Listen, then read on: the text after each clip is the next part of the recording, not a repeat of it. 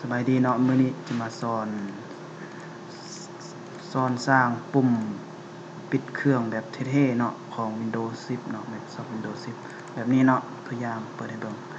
ถ้าว่าเฮาสไลด์ลงไปก็คือจะปิดเครื่องเนาะแบบเท่ๆคล้ายคือโทรศัพท์มือถือเนาะรุ่น Windows Phone เนาะบัดนี้เฮามาเบิ่งวิธีสร้างเนาะ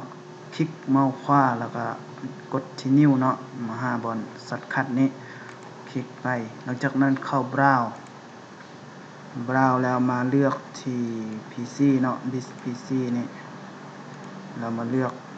Drive C เนาะเรามาเลือก Windows เนาะเรามาเลือก System 32 เนาะตัวนี้เนาะหลังจากนั้นเลือก Slide to Shutdown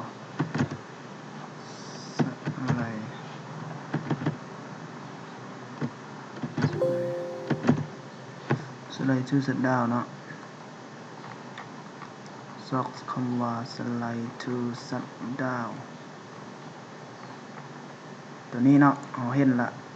เบิ่งดีๆเนาะอันนี้ Slide to Shutdown หลังจากนั้นกดโอเค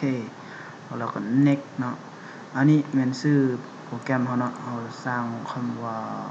Slide to Shutdown ละก็ได้เนาะบ่ใส่ .exe จากนั้นกด Finish มันจะเป็นไอคอนแบบนี้เนาะจะบ่มีไอคอนเถื่อหลังจากนั้นถ้าเราอยากได้ไอคอนเราคลิกขวาเนาะเรามาเลือก Property เรามา Change ไอคอนเนาะโอเคหลังจากนั้นก็มาเลือกไอคอนตามต้องการเนาะถ้าเราลดไอคอนไว้หรือเรามีไอคอนเนาะเราก็เลือกเข้าเบราว์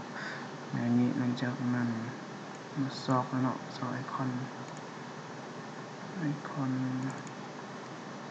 ตัวอย่างนี้เนาะไอคอนค่อยแล้วก็โอเคแล้วก็โอเคเนาะเห็นว่าเขาจะได้